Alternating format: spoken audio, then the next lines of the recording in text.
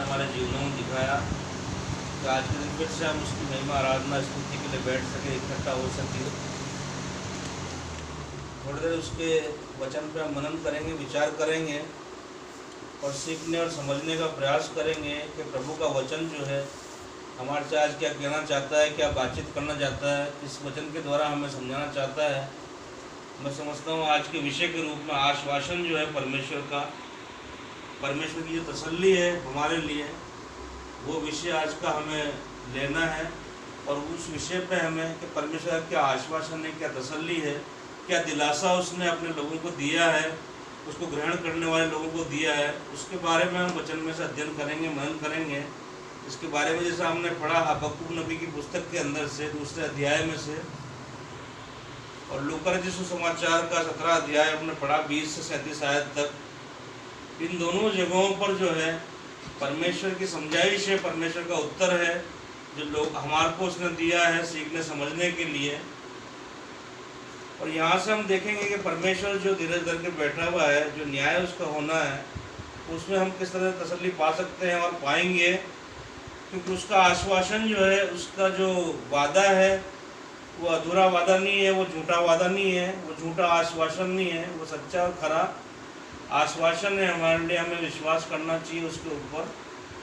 हम पहले देखेंगे हबक्कुक नबी की पुस्तक में जो अध्याय हमने पढ़ा उसमें थोड़ा सीखेंगे, समझेंगे हम कि यहाँ पर जो है इससे पहले अध्याय से अगर आप पढ़ोगे तो यहाँ पर जो है हबक्कुक नबी जो है परेशान है, व्याकुल है, और वो जो अन्याय जो यहाँ पर हो रहे हैं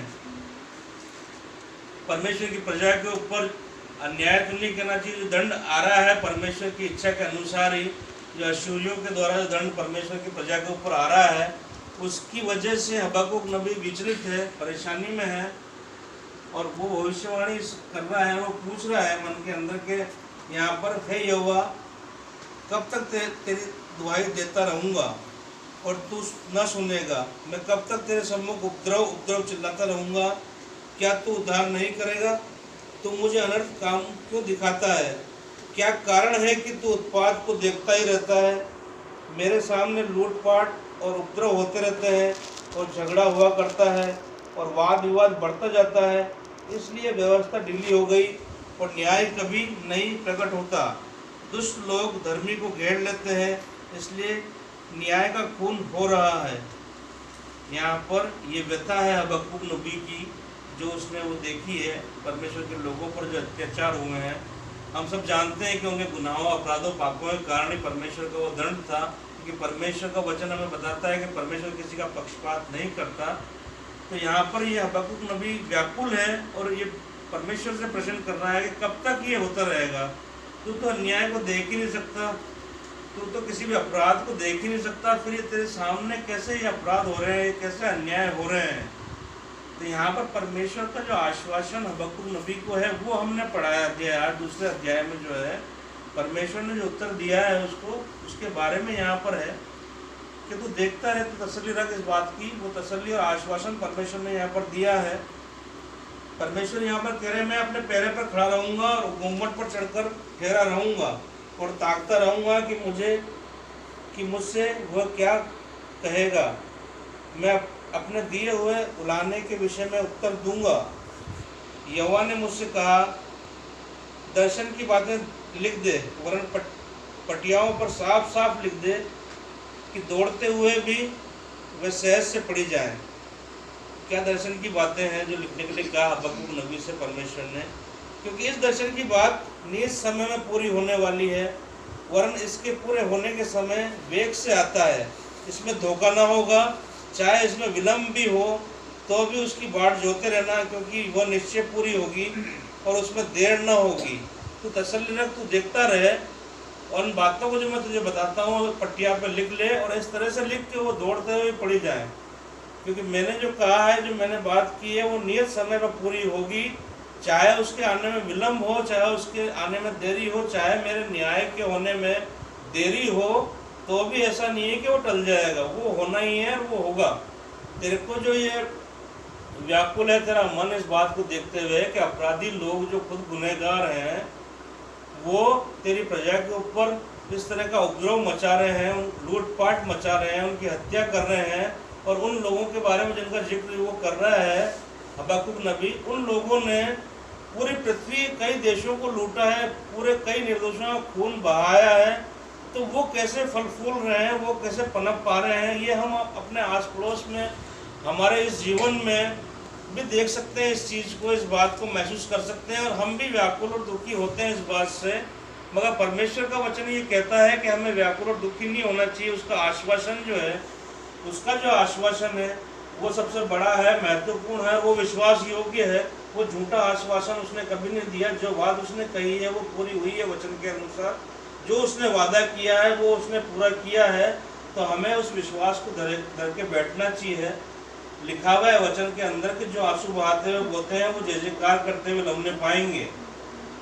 तो सिर्फ ये दो लाइनों की जो आयत है, इसको सोच के अपने मनों में धीरज धर के बैठे रहो, मगर विश्वास में उसके प्रति दृढ़ और मजबूत बने रहो।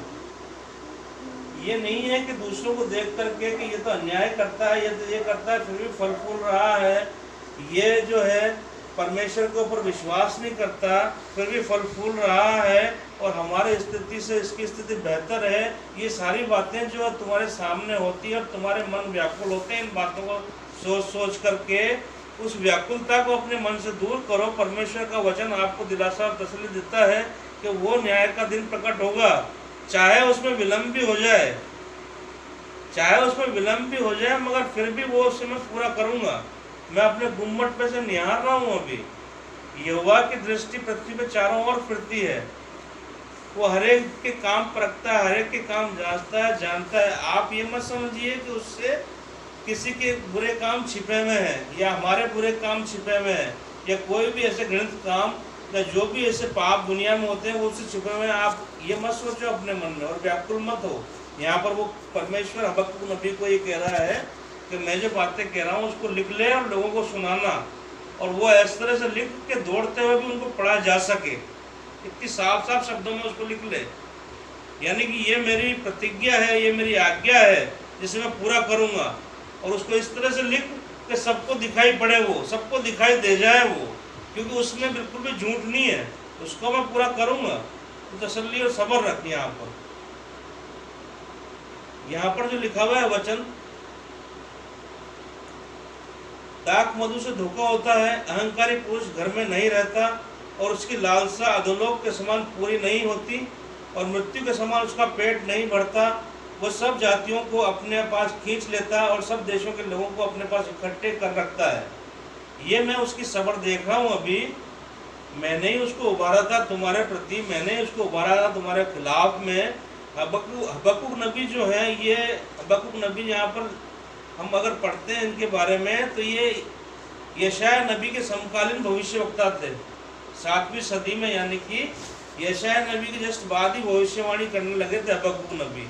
तो उस समय तक बेबीलोन का राजा नबूकदनेस्सर वहाँ पर नहीं आकर आया था, उनको बंदी नहीं बनाया गया था जब तक। 7वीं शताब्दी की बात है। चाहे से वो इसराइल को 10 गोत्रों को बंदी बना लिया होगा, मगर ये हबक्कुक नबी जो बोल रहे हैं, व्याकुल जो है, ये हो सकता है कि वो इसराइली बंदियों के कारण व्याकुल हो, वह सब चीज़ें हों, मगर ये भविष्यवाणी कर रहे हैं कि ऐसा होगा, और परमेश्वर उसको आश्वासन दे रहा है कि तसल्ली रख, ये सब चीज़ें कर। यहाँ पर यानी कि यहूदी भी जब बंदी बनाए गए उसके पहले की ये बातें हैं, पहले से दर्शन देख करके वो बता रहा है कि तू इस तरह के अपराध क्यों देखता रहता है, तू ऐसा अन्याय कैसे सहन कर सकता है, तू तो इनको देख ही नहीं सकता, तू तो इनको सहन ही नहीं कर सकता, फिर तू क्यों कर रहा है। तो परमेश्वर ने कहा कि मेरे वो न्याय का दिन जो है, अभी मैं निहार रहा हूँ, अभी मैं देख रहा हूँ, मेरे वो न्याय का दिन जो होगा वो जरूर होगा, चाहे उसमें विलम्ब हो जाए, जो विलम्ब अभी चल रहा है, चाहे वो विलम्ब हो जाए, जो धीरज अभी चल रहा है। विलम्ब इसलिए चल रहा है उसका धीरज है, हम कितना धीरज रख सकते हैं उसके प्रति, हम कितने उसके प्रति विश्वास में दृढ़ मजबूत हो सकते हैं। ये सब कुछ जो था दूसरे राजा के द्वारा अपनी प्रजा को दंड दिलवाना और ये सब चीज़ें जो थी, ये सिर्फ और सिर्फ परख के लिए थी परमेश्वर की, उनके अपराधों के कारण थी, और वो ये चाहता था परमेश्वर, और वो ये चाहता है अभी भी कि ये मन फिराएं, तौबा करें, पछताव करें। सिर्फ इसीलिए नबूकदनेस्सर और जितने भी राजा उनके ऊपर चढ़ा के लाए और वो उनके ऊपर अत्याचार करने पाए परमेश्वर की मौजूदगी में, परमेश्वर की उपस्थिति में, वो सिर्फ और सिर्फ शिक्षा देने के लिए था परख देने के लिए था, क्योंकि परमेश्वर का वचन ये कहता है कि हम मिट नहीं गए हैं। ये परमेश्वर की महाकरुणा का फल है जो प्रतिभोर हमारे लिए नहीं होती जाती है। तो मिटाने दिया नबूकदनेस्सर राजा ने, मगर जो गुनाह किए उसका दंड तो मिलेगा। जो गुनाह किए हैं उससे पश्चाताप तो करना पड़ेगा। इसलिए वो परमेश्वर के सामने वो बातें होने पाई। और हबक्कुक नबी जो है उसको ये मालूम है कि परमेश्वर ऐसी अन्याय, ऐसा चीज़ें देख ही नहीं सकता जो ये लोग कर रहे हैं, तो फिर वो कैसे देख रहा है। इसलिए वो व्याकुल है और शिकायत कर रहा है। दूसरे अध्याय में परमेश्वर उसको उत्तर दे रहे हैं कि तो ये बातें लिख ले यहाँ पर। क्या वे सब उसका दृष्टांत चलाकर और उस पर ताना मारकर न कहेंगे हाय उस पर जो पराया धन छीन कर धनवान हो जाता है? कब तक? हाय उस पर जो अपना घर बंधक की वस्तुओं से भर लेता है। परमेश्वर हबक्कुक नबी से यहाँ पर यूँ कह रहे हैं कि क्या वो सब लोग जो दंड सह रहे हैं, दंड जो सताव सह रहे हैं, जो दुख में अपना जीवन व्यतीत कर रहे हैं, दुख में अपना जीवन बिता रहे हैं, क्या वो सब लोग इकट्ठे होकर के उससे नहीं कहेंगे जो पराया धन छीन करके अपना घर भर लेता है, जो बंधक से अपना घर भर लेता है? बंधक मतलब जो चीज़ रहन रखी जाती है, गिरवे रखी जाती है किसी को, उससे अपना घर भर लेता है, तो क्या वो लोग उसके खिलाफ नहीं उठेंगे? क्योंकि व्यवस्था के अनुसार ये चीज़ गलत है, व्यवस्था के अनुसार ये नियम नहीं है। तो समय तक आप बंधक रख सकते हो किसी की चीज़ को, मगर वो अगर छुड़ाने लायक नहीं है उसे, तो एक समय ठहराया हुआ उस समय उसको लौटा दो वो, क्योंकि उतने समय तक आपने जो उसको दिया उससे आप लाभ उठा लोगे, उससे आप फायदा उठा लोगे। ब्याज जो लेते हैं लोग बाग, वो जो चीज़ है यहाँ पर जो उधार आपने दिया उतने समय तक रखो जितना ब्याज के रूप में आपने ले लिया, उससे आपका जो पैसा दिया था वो पूरा हो गया है। उसके अलावा भी जो लालच है, उसके अलावा भी जो बातें हैं, उन सब लोगों के लिए यहाँ लिखा हुआ है। बाइबल हमें ये नहीं सिखाती कि जब आपका पूरा हो जाए काम उसके बाद भी आप और लूटते रहो उसे। तो हाय उन पे है जो ऐसी चीज़ों से, ऐसे काम करके अपना घर भर लेते हैं। परमेश्वर के न्याय के दिन वो सहन नहीं कर पाएंगे, उनको दंड मिलेगा उस चीज़ को। यहाँ पर ये लिखा हुआ है। परमेश्वर हबक्कुक नबी से ये कह रहे हैं यहाँ पर, जो तुझसे कर्ज लेते हैं क्या वे लोग अचानक न उठेंगे? क्या वे न जागेंगे जो तुझको संकट में डालेंगे? क्या तू उनसे लूटा न जाएगा? तूने बहुत सी जातियों को लूट लिया है, इसलिए सब बचे हुए लोग तुझे भी लूट लेंगे। इसका कारण मनुष्य की हत्या। इसका कारण क्या होगा?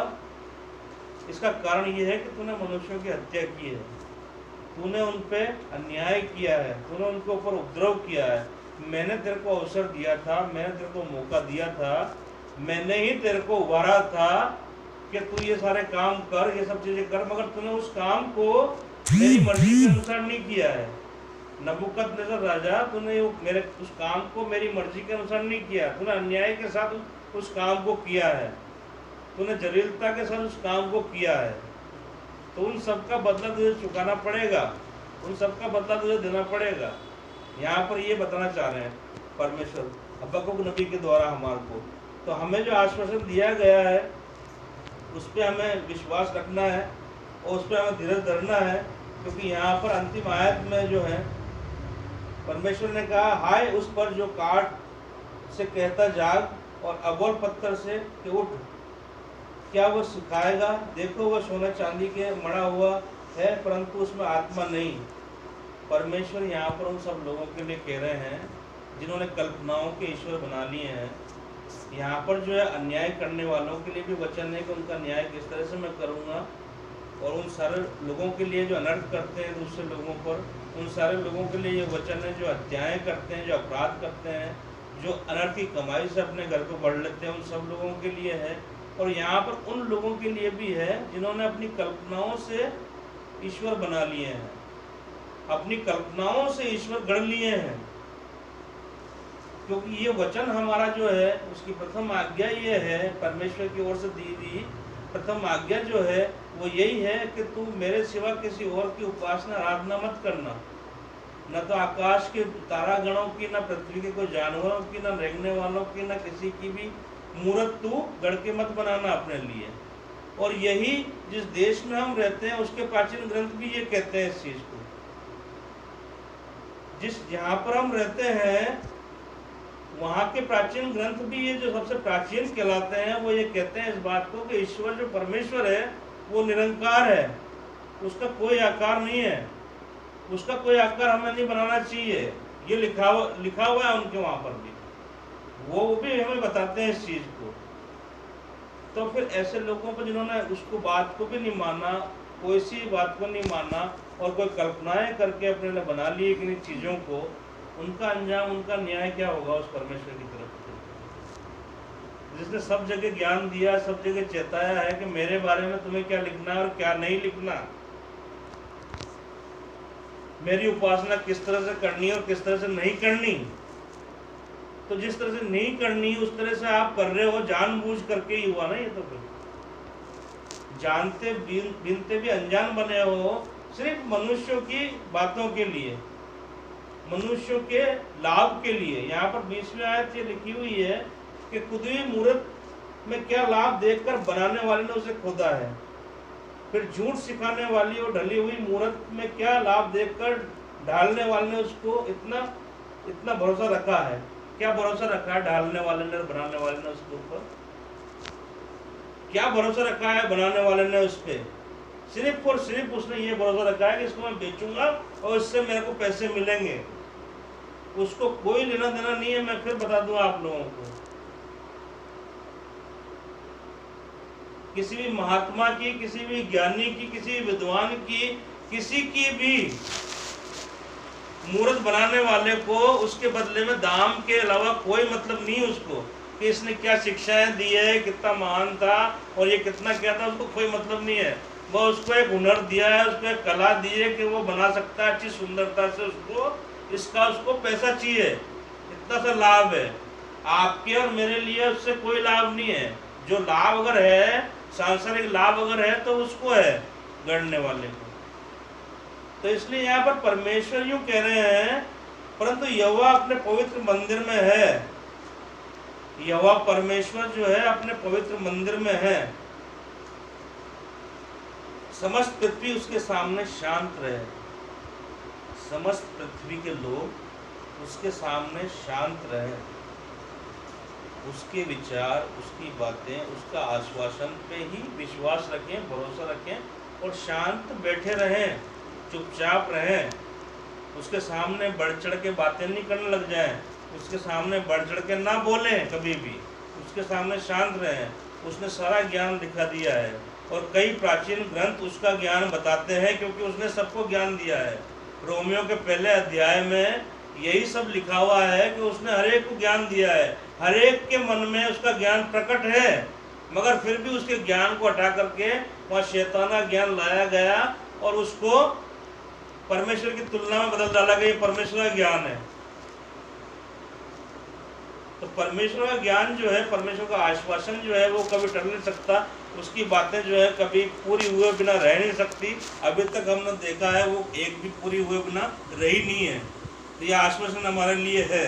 तो हबक्कुक नबी के द्वारा हमें तसल्ली दी गई है यहाँ पर, और सारे नबियों के द्वारा हमें तसल्ली दी गई है। विश्वास करने वालों को ये तसल्ली दी गई है। हमें धीरज धर करके उस परमेश्वर की राह देखनी है, उसके न्याय के दिन की राह देखनी है, और हमें ये प्रार्थना विनती रोज करनी है कि तेरे न्याय का दिन जल्द प्रकट हो, तेरा राज्य जल्द आए। प्रभु यीशु मसीह ने भी यही प्रार्थना सिखाई थी अपने चेलों को कि तेरा राज्य आए, तेरा राज्य आए, आ जाए। हम तैयार हैं, तो अपने आप को तैयार कर लो जब तक वो नहीं आ रहा है।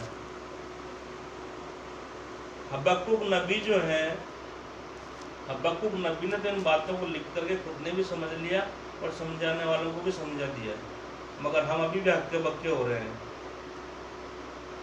हबक्कुक नबी ने तो समझा दिया, हबक्कुक नबी के अलावा और नबियों ने भी समझा दिया, मगर हम अभी भी हक्के बक्के हैं। जैसे हबक्कुक नबी पहले अध्याय में हक्का बक्का था, वैसे हम अभी भी हक्के बक्के हैं। हमसे ये सांसारिकता की मोह माया, हमसे सांसारिकता की सफलताएं, इनके अलावा हमारा दिमाग काम ही नहीं करता। ये वचन तो हमने साइड में रख दिया है कोने में, इसकी बातें तो हमारे अंदर है ही नहीं। हम तो देखते हैं कि यार कितने फल फूल रहे हैं सब, जिसको परमेश्वर ने बुरे बताया, जिस उन्हीं कामों को करते हुए कितना फल फूल रहे हैं लोग, क्या पता क्या है क्या नहीं है, क्या होगा क्या नहीं होगा। तो प्रभु यीशु मसीह ने कहा है कि इस संकट के समय, ऐसी घड़ियों के समय अच्छे अच्छों का प्रेम ठंडा हो जाएगा। मत्ती के 24 अध्याय में ये बताया गया, अच्छे अच्छों का प्रेम ठंडा हो जाएगा। तो अपना प्रेम ठंडा मत होने दो। ध्यान रखो, जो परमेश्वर के प्रति, प्रभु यीशु मसीह के प्रति आपका प्रेम है, उसको ठंडा मत होने दो, उसको ठंडा मत होने दो। क्योंकि उसने कहा है कि अच्छे अच्छों का प्रेम ठंडा हो जाएगा, ठंडा पड़ जाएगा। और हम देख रहे हैं वो ठंडा पड़ता जा रहा है प्रेम। सांसारिक बातों में, अभिलाषाओं में, इच्छाओं में, दूसरों को देख करके, दूसरों के ताक-झाँक कर करके, दूसरों की सब सफलताएं देख करके हमारा प्रेम ठंडा होता जा रहा है। उसको ठंडा मत होने दो, उसको गर्म रखो, सरगर्म हो जा। प्रभु का वचन हमसे ये कहता है कि सरगर्म हो जाओ, सरगर्म हो जाओ, सरगर्म रखो अपने आप को इस वचन के द्वारा। तो यहाँ पर जो है हम देखेंगे लूका में से जो हमने पढ़ा, भाग 17 अध्याय 20 से और 37 आयत तक, यहाँ पर परमेश्वर के राज्य के आगमन की बात प्रभु यीशु मसीह ने कहा है। जब शास्त्री फरीसियों ने उसने आकर के प्रभु यीशु मसीह से कहा कि हे गुरु, वो परमेश्वर का राज्य कब आएगा, तो उसने उनको उत्तर दिया, परमेश्वर का राज्य दृश्य रूप में नहीं आता। और लोग ये न कहेंगे देखो यहाँ है वहाँ है, ये सारा मत्ती में जो लिखा हुआ है उसने कि तुम प्रकृति मत करना और चले मत जाना, वही लूका सुसमाचार में कुछ अलग शब्दों में और इस तरह से लिखा हुआ है। परमेश्वर का राज्य जो है दृश्य रूप में नहीं आता। परमेश्वर का राज्य आपके मनों में है। परमेश्वर जो है वो आएगा यहाँ पर राज्य करने, जब आपके मन जो है, जो उसका राज्य आपके मनों में है, जब अपने मनों के द्वारा उसको उजागर कर दोगे आप, अपने मनों के द्वारा आप उसको बता दोगे कि हाँ हमारे मन बिल्कुल तेरी तरह, तेरी इच्छा के अनुसार हो गए हैं, अब बिल्कुल पूरी तरह तैयार हैं, अब तब वो आ जाएगा राज करने के लिए यहाँ पर। क्योंकि वो पाप को देख भी नहीं सकता, तो वो आएगा कैसे यहाँ पर। यहाँ पर हम देखें, इस समय प्रभु ने कहा, परंतु पहले अवश्य है कि वह बहुत दुख उठाए और इस युग के लोग उसे तुच्छ ठहराएं। मगर पहले क्या अवश्य है कि वो बहुत दुख उठाए, यानी कि प्रभु यीशु मसीह, और इस जगत के लोग उसको तुच्छ ठहराएं। तो प्रभु यीशु मसीह के चेले हम हैं, तो पहले ये अवश्य नहीं है कि हम तो दुख उठाएं। जब उसने हमारे को उद्धार का आश्वासन दे दिया और हम अपने आप को उसका चेला कहते हैं, तो हम दुख नहीं उठाएंगे क्या? हम ऐसे मजे करते रहेंगे? वही अकेला दुख उठाएगा हमारा गुरु, हमारा गुरु, हमारा प्रभु, हमारा उद्धार करता, सिर्फ वही दुख उठाएगा क्या? हम दुख नहीं उठाएंगे। यहाँ पर अगर उसने अपने लिए कहा, परंतु पहले अवश्य है कि वो बहुत दुख उठाए और इस युग के लोग उसे तुच्छ ठहराएं, तो हम दुख नहीं उठाएंगे क्या? हमें भी दुख उठाना पड़ेगा। जब हम आंसू बहाते हो बहेंगे, जब भी तो जय जयकार करते हो लमने पाएंगे। जब हम प्रयास करेंगे, मेहनत करेंगे, परिश्रम करेंगे, दुख उठाएंगे, जब भी तो हमें कुछ फल मिलेगा। तो इस जगत के लोग अगर उसे तुच्छ ठहराएंगे, और अभी भी ठहराते हैं, तो हमारे को भी तुच्छ ठहराएंगे, ठहराते हैं। जो बात उसके साथ होनी है वो हमारे साथ भी होगी, क्योंकि प्रभु यीशु मसीह ने कहा कि अपना क्रूस उठाओ और मेरे पीछे हो लो। जैसे उसने क्रूस उठाया और वो बलिदान के लिए चला गया उस गुलगुत्ता की पहाड़ी के ऊपर, और उसने कहा जो मेरा चेला कहना चाहता है, जो मेरे पीछे आना चाहता है, वो अपना क्रूस उठाए। तो जो उसके साथ बीता वो हमारे साथ क्यों नहीं बीतेगा? फिर बात तो सारी सेम है ना। वो आपकी परख करना चाहता है, आपका विश्वास देखना चाहता है, आपका कितना दृढ़ हो, मजबूत हो, उसके प्रति वफादार हो, वो देखना चाहता है। आपको ये सब चकाचौंध दिखा करके, दुनिया की सारी रंगरलियाँ दिखा करके, सारी रौनक दिखा करके, सबको ऊंचा उठा करके आपको वो भ्रमित करना चाहता है, आपको परखना चाहता है, भ्रमित करके आपको परखना चाहता है। इतनी बात आप नहीं समझ सकते क्या?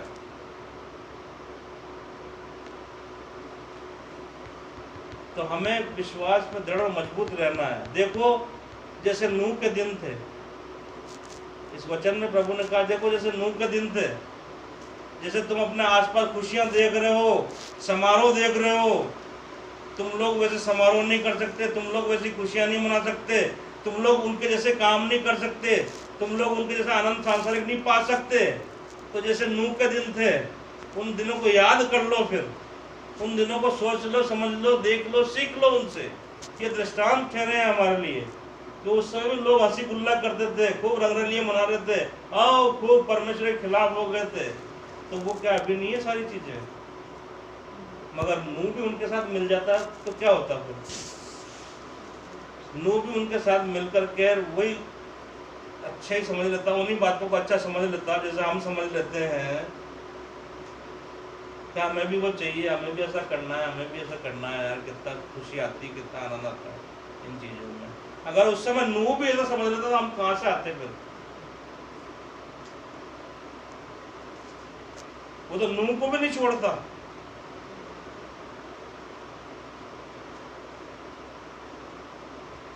तो जैसे नूह के दिन थे, उन दिनों को स्मरण करो ये सब देखते हुए, और धीरज धर के बैठ रहे, जैसे नूह बैठा रहा धीरज धर के। और जिस दिन तक वो नाव में, उस जहाज में नहीं चढ़ा था, उस दिन तक लोग मजे कर रहे थे, खूब विश्वास नहीं कर रहे थे। तो उस दिन का ध्यान रखो जब वो न्याय का दिन आएगा। यहाँ पर लिखा हुआ वचन में कि दो औरतें जिस उस दिन जो छत के ऊपर हो, वो कुछ लेने पीछे न नीचे न उतरे। वो ये छत पे ये नहीं समझ लेगा मैं इससे बचने के लिए नीचे छुप जाऊं जा करके, बाकी वहां खड़ा रहा परमेश्वर के सामने, वो उठा लिया जाएगा, वो चुन लिया जाएगा। जो यहूदिया में वो पहाड़ पर भाग जाए और मुझे पहाड़ पर चढ़ के दिखाए अपना आपको, मैं यहाँ हूँ, मैं तेरा जन हूँ, मैं यहाँ पर हूँ, मुझे ले ले, उठा ले, वो ले लेगा आपको। उस दिन जो अपना प्राण बचाना चाहेगा वो उसे खोएगा, क्योंकि प्राण देने वाला आपको प्राण देने के लिए आएगा, आपको लेना आएगा। इसका मतलब ये है, दो औरतें चक्की पीसती होंगी, एक उठा ली जाएगी और एक छोड़ दी जाएगी। जो उठा ली जाएगी वो धन्य है उसकी नजरों में। जैसे लूत के दिन थे, लिखा है इसी वचन में, जैसे लूत के दिन थे, जब तक वो उस नगर में था, जब तक वो उसके अंदर था, जब तक परमेश्वर धीरज धर के बैठा रहा। लूत बड़ा दुखी था उस नगर में, उस शहर में जिसे उसने चुना था, उसने खुद ने चुना था। अब्राहम ने नहीं कहा था उससे कि वहां चला जा, मेरे भतीजे तू वहां जाके रहे, वहां देख कितनी हरियाली है, वहां तेरी गाय बैले भेड़ बकरियां सब आराम से रहेंगे। मगर लूत ने वो गलती की थी कि सांसारिकता को, सांसारिक चकाचौंध को देखा था उसने वहां पर, और वहां चला गया था यर्दन के पूर्व के भाग में जहां पर बड़ी हरियाली थी, दूर से देखने में बड़ा अच्छा था वो। तो उसने वो जगह चुन ली और वहां चला गया था। मगर वहां जाने के बाद वो पछताया, जब वो वहां रहता था तो उनके दुख, उनके पाप सारे देख करके, उनके घृणास्पद काम देख करके वो दुखी होता था, क्योंकि वो परमेश्वर का जन था और परमेश्वर को भी उसकी चिंता थी। लूत भी चाहता था उनके जैसा हो जाता, लूत की बेटियां चाहती तो उनके जैसा हो जाती, लूत की पत्नी चाहती तो उनमें मिल जाती, मगर लूत उनको संभाले रहा वहां पर, लूत उनको वहां पर संभाले रहा। और जिस दिन तक वो उस नगर में से नहीं निकला था, लोग वहां भी खूब मजे ले रहे थे, हंसी गुल्ले कर रहे थे, सब कुछ, सारे भ्रष्ट काम वहां पर हो रहे थे, सारे घृणास्पद काम उस वहां पर सदोम अमोरा और उसका आसपास के नगरों में हो रहे थे। और जिस दिन लूत वहां से निकला और आग बरसी ऊपर से और सब कुछ नष्ट कर दिया। मगर यहाँ लिखा हुआ है कि जो छत पे हो वो कुछ कपड़ा, जो खेत में हो वो अपना कपड़ा लेने पीछे ना लौटे। ये ध्यान रखना, ये ध्यान रखना है हमें। जो छत पे हो वो नीचे ना उतरे, जो यहूदियों में हो पहाड़ में भाग जाए। लूत की पत्नी को स्मरण करो, लूत की पत्नी को इन बातों को सुनते हुए स्मरण करो। वो पीछे पलट गई थी, उसने वो सांसारिकता में मन लगा लिया था, हाय मेरा घर, हाय मेरे जानवर, मेरा परिवार, मेरा सब कुछ, खेत, मेरी फसलें, मेरा ये वो सब, कैसी आग बरस रही, क्या हो रहा है देखूं, क्या, अरे बच जाए कुछ उसमें से, अरे हम ये बरसने के बाद फिर वापस वहीं चले जाएं, उन सबको पालें। वो गलती कर दी उसने, वो गलती हमें नहीं करनी है, वो गलती हमें नहीं करनी है। उनके पीछे नहीं देखना है पलट के। जब वो न्याय का दिन होगा, वो न्याय सबका कर देगा, ये हमने सीख लिया, समझ लिया। हबक्कुक नबी को जैसा आश्वासन उसने दिया है, तो हबक्कुक नबी ने पूरी दुनिया को दे दिया इसमें लिख करके वो आश्वासन। तो हमें मानना है उस आश्वासन को, इसलिए हम बैठे रहें और दूसरों को देखा देख उन रंगरलियों में शामिल ना हो। वैसे ही यहाँ पर दिखा दिया गया है कि एक ले लिया जाएगा और एक छोड़ दिया जाएगा। हमें आगे बढ़ के दिखाना है कि मैं हूँ तेरा जन, मुझे ले यहाँ से, कहीं छुपने के लिए जगह मत ढूंढना वहाँ पर। और लूत की पत्नी से तीसरा उदाहरण आप ये समझ सकते हैं कि उन सांसारिक बातों पे मन उस समय नहीं लगाना है। उस समय उन सांसारिक बातों से बिल्कुल अलग कर लेना है अपना आपको, और अभी से अलग करके चलना है अपन को। अपना पूरा फायदा, अपना जीवन, अपनी खुशियां सिर्फ उन्हीं में मत तलाशो, नूह की पत्नी की तरह। वो पीछे नहीं मुड़ती तो वही बच जाती, और वही बच जाती तो वो व्यभिचार नहीं होते वहां पर आगे जाकर के जो हुए। वो परमेश्वर का दंड था। तो इन सारी बातों से हमें सीख लेनी, समझ लेनी है, इन सारी बातों का हमें ध्यान रखना है अपने जीवनों के अंदर, क्योंकि यहाँ पर यशायाह नबी के 12वें अध्याय के अंदर एक बहुत अच्छा आश्वासन परमेश्वर ने दिया है। यशायाह नबी 12वां अध्याय उसकी दूसरी आयत में वहाँ लिखा हुआ है वचन, उस उद्धार की हमें राह देखनी है, उसकी प्रतिज्ञाओं की हमें राह देखनी है, उसके राज्य की हमें राह देखनी है, और उसके प्रति पूरी तरह वफादार बन के हमें वो राह देखनी है। क्या लिखा हुआ है यशायाह नबी 12 उसकी दूसरी आयत में? परमेश्वर मेरा उद्धार है, मैं भरोसा रखूंगा। परमेश्वर मेरा उद्धार है और मैं भरोसा रखूंगा। परमेश्वर हमारा उद्धार है और हम सब भरोसा रखेंगे।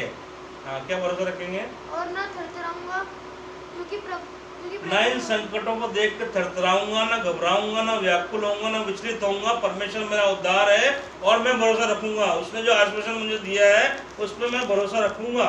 और क्योंकि प्रभु यहोवा मेरा बल और मेरे भजन का विषय है। क्योंकि प्रभु यहोवा मेरा बल, मुझे बल देगा उस संकट के समय में भी। वो बचने के लिए, धीरज धरने के लिए मुझे बल देगा। वो मुझे संभालेगा, बचाएगा, वो मुझे मेरी रक्षा करेगा, हिफाजत करेगा। जैसा यशायाह नबी ने कहा कि आओ मेरे लोगों अपनी अपनी कोठरियों में प्रवेश करो, जब तक क्रोध शांत ना हो जाए तब तक थोड़ी देर धीरज धरो। वो मेरा बल है, उसको अपना बल समझो। आसपास के किसी को, यारों मित्रों को, आसपास के किसी सगे संबंधियों को अपना बल मत समझो। वो मेरा उद्धार है और मैं उस पर आशा रखूंगा। वो आशा में रखनी है। और वे मेरा उद्धारकर्ता हो गया है। और वो मेरा उद्धारकर्ता हो गया है। हमें ये मान लेना है कि वो हमारा उद्धारकर्ता हो गया है। उसने हमारे लिए उद्धारकर्ता भेज दिया है और वो हमारा उद्धारकर्ता हो गया है। हमें विचलित नहीं होना किसी बातों से। हमें सिर्फ भरोसा रखना है कि मेरा उद्धार जो है वो परमेश्वर की ओर से हो चुका है। हमारा उद्धार जो है परमेश्वर की ओर से हो चुका है, और उसका आश्वासन जो है हमारे लिए, तेरा अनुग्रह मेरे लिए काफ़ी है। हमें इस बात पे संतोष रख के, विश्वास में दृढ़ होकर, मजबूत होकर बैठना है अपने अपने स्थानों पर, कि तेरा अनुग्रह, उसका अनुग्रह हमारे लिए बहुत है, बहुत है हमारे लिए। आइए हम दुआ करें।